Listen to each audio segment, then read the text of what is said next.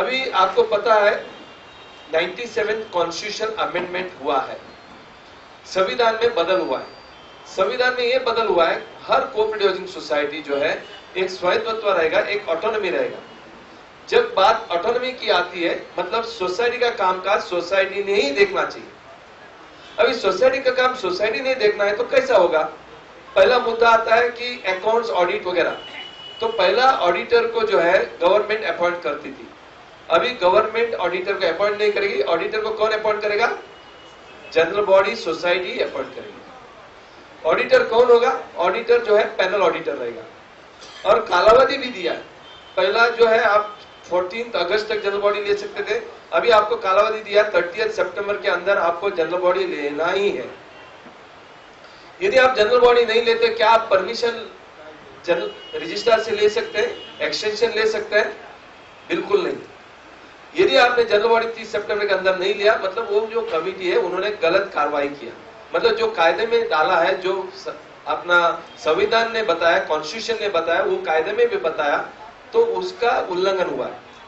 तो यदि कोई कंप्लेंट जाता है तो कमिटी बर्खास्त हो सकता है, कमिटी को निकाल सकते हैं।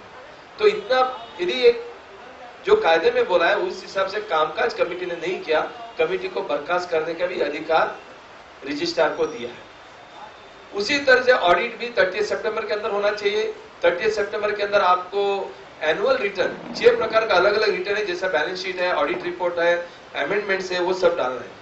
ऑफेंसेस एंड पेनल्टीज करके अच्छे तरह से कंपाइलेशन किया। ये कंपाइलेशन का मतलब क्या है? जो कोऑपरेटिव हाउसिंग सोसाइटी में जो पदाधिकारी है, जो कमिटी मेंबर्स है, ऑफिस बेयरर्स है, उनको कुछ कार्रवाई करना जरूरी है। यदि वो कार्रवाई नहीं करते हैं, that will be treated as offence under section 146। अभी कौन सा कार्रवाई होना चाहिए? पहला कार्रवाई ये है, 5 साल में एक बार नया कमिटी को चुन के देना है। वो चुन के देना है तो 6 महीने के पहले आपको एक इलेक्शन अथॉरिटी अपॉइंट किया। उस इलेक्शन अथॉरिटी के पास आपको सोसाइटी में कौन कौन मेंबर्स है, उनका वोट का अधिकार क्या है, वो आपको लिखित रूप में E2 E3 फॉर्म देना है।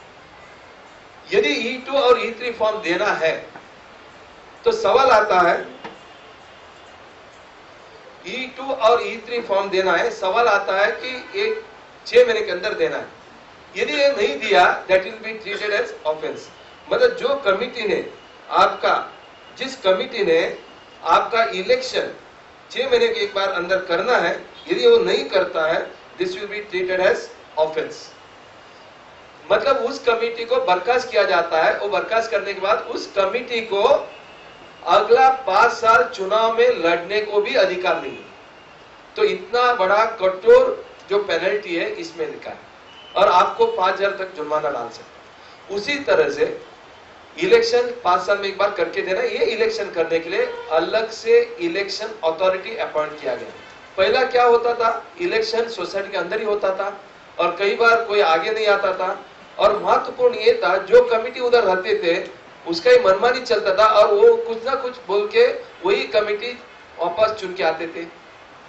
अभी क्या हो रहा है कि एक थर्ड पार्टी आता है, तो फ्री एंड फेयर इलेक्शन होने के लिए इलेक्शन अथॉरिटी आती है। भले 200 मेंबर का सोसाइटी है, 100 मेंबर का सोसाइटी, 50 मेंबर का सोसाइटी है, या 5 मेंबर का सोसाइटी है, 10 मेंबर का सोसाइटी है, इलेक्शन अथॉरिटी ही लेगी।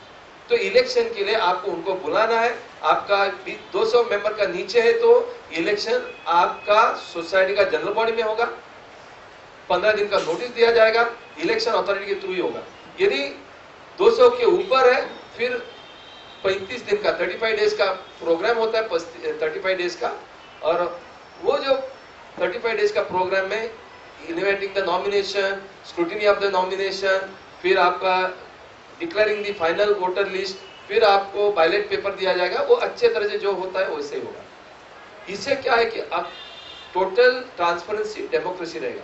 सवाल ये उठता है कि खर्चा कितना होगा। खर्चा ऐसा देखने गए तो 200 मेंबर का नीचे का जो है उसका 750 रुपया है, और जो 200 के मेंबर के ऊपर है वो तो 1,500 रुपया ऑनरेरियम इलेक्शन ऑफिसर को देना है। उसके अलावा जो खर्चा है जनरल बॉडी लेने के लिए, नाश्ता पानी के लिए, बैलेट पेपर के लिए, पोस्टल के लिए, नोटिस इश्यू करने के लिए जो खर्चा होता है वही होता है। लेकिन ये इलेक्शन अथॉरिटी के नाम से ही होना चाहिए, उधर से होना चाहिए। यदि आप इलेक्शन नहीं करके देते हो तो वो पेनल्टी है। जनरल बॉडी 30 सितंबर के अंदर नहीं लेते हो तो ये गुनाह है। ये गुनाह की वजह से आप के ऊपर कार्रवाई हो सकता है।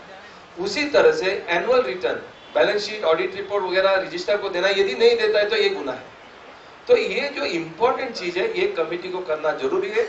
यदि इसमें कोई भी गलत होता है इसके ऊपर कार्रवाई होता है। और दूसरा महत्वपूर्ण जो ऑफेंस है वो है यदि रजिस्ट्रार ने कोई ऑर्डर दिया, मान लीजिए रजिस्ट्रार ने ऑर्डर दिया आप ट्रांसफर फी जो है 25,000 के ऊपर नहीं ले सकते, लेकिन सोसाइटी ने जनरल बॉडी में रेजोल्यूशन पास किया चलो 50,000 रुपए लेते हैं, और ये आपका जो रजिस्ट्रार ने डाल के दिया हुआ एक डायरेक्शन है उसका उल्लंघन होता है, इसके लिए ऑफेंस कहा जाता है।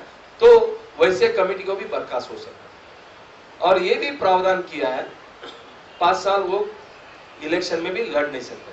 आखिर में मैं यही बताऊंगा, रजिस्ट्रार का जो इंटरफियरेंस बहुत सोसाइटी में होता था वो इंटरफियरेंस अभी न होने के लिए एडमिनिस्ट्रेटर रजिस्ट्रार अपॉइंट नहीं कर सकता। जो सोसाइटी प्राइवेट है, जो आपने और हमने पैसा देके हमने किया है, तो यदि कोई भी कमेटी को बर्खास्त किया जाता है, 3 मेंबर सोसाइटी का लिया जाता है, उसी 3 मेंबर को इंटरिम कमेटी करके बताया जाता है, उस हिसाब से एडमिनिस्ट्रेटिव बोर्ड नया इलेक्शन होने तक कामकाज करेगी, उसके बाद उनका कामकाज नहीं होगा। इस तरह से संक्षिप्त में है। और बायलॉज जो है, नया बायलॉज आया, कायदा में बदल हुआ है, तो नया बायलॉज भी आपको लेना कंपलसरी है। लेकिन कई लोग बोलते हैं कि बायलॉज क्यों चाहिए, चेंज होना चाहिए, ये कंपलसरी है क्या? नहीं है, क्योंकि कायदा में लगभग बहुत जगह में चेंजेस हुआ है, रूल्स में चेंज हुआ है, इलेक्शन रूल में चेंज हुआ है, संविधान में चेंज हुआ है। तो ये सब चेंजेस लगभग 150 जगह में, बायलॉज में 175 बायलॉज है, उसमें से 150 जगह में चेंजेस हुआ है। यदि 150 जगह में चेंजेस हुआ है और नया बायलॉज आप एडॉप्ट नहीं करते हो, हर बार आपको कायदा और रूल्स देखना पड़ेगा, और जो कायदा कानून में लिखा है वो बायलॉज में अलग है, तो बायलॉज आपको लागू नहीं होगा। इसके लिए जो कायदा कानून में लिखा है उसी हिसाब से बायलॉज भी आप अमेंडमेंट करके लेते हो, तो ये बहुत अच्छा है।